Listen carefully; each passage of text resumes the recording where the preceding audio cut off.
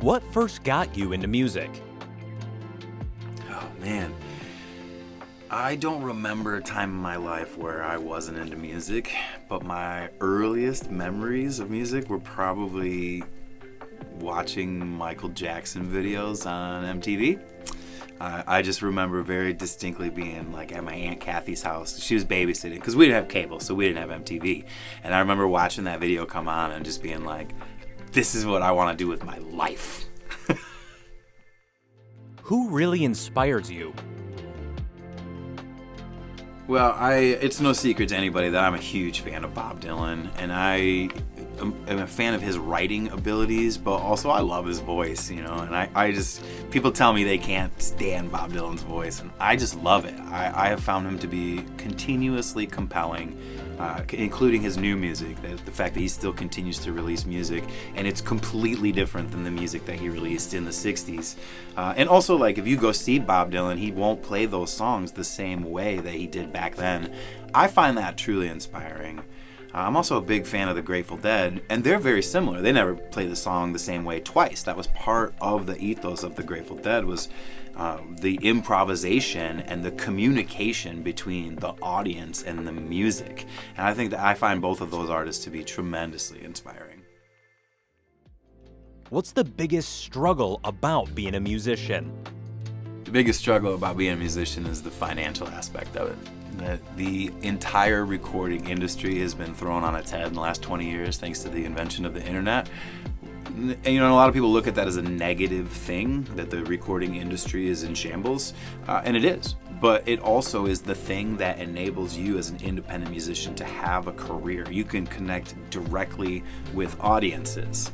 But the nature of how it used to be is you would borrow money from the record company, you'd make a record, and then you'd go out on tour to sell the record for the record company to pay them back for the recordings that you made. It was a good system and everybody seemed to like it. At least for the most part, people liked it because bands got to tour and they got to make records, and record companies got to make money.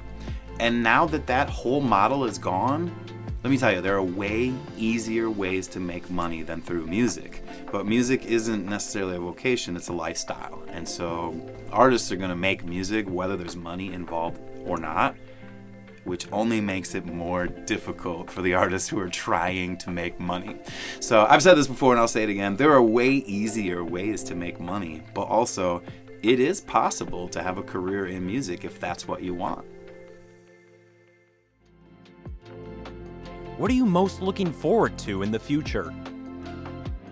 I got a few things going on right now that I'm excited to be wrapping up. One thing is I'm working on my bachelor's degree, so I'm excited to be finishing up my education.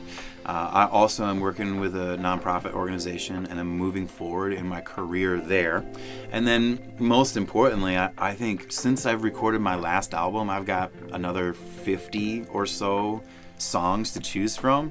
So I'm excited to go make another record and make more art, which is what I truly love to do. So be on the lookout for more songs and more recordings coming soon. What advice can you give to the audience watching right now? Well, first, I just want to say thanks for tuning in, and I wouldn't be here if it wasn't for the generous support of my community, and it's truly a blessing to be an artist. So despite all the struggles and the, how we talk about the finances of it, I wouldn't give this up for anything. And I think that it's just important to know, like, yeah, it's not easy, but it's part of the struggle, is part of what makes the reward worth it. When I think about not making music, it's just not an option. I don't know who I would be without music, and I know I wouldn't be here without it. So, again, if you're watching, I just want to say thank you. I'm grateful for that.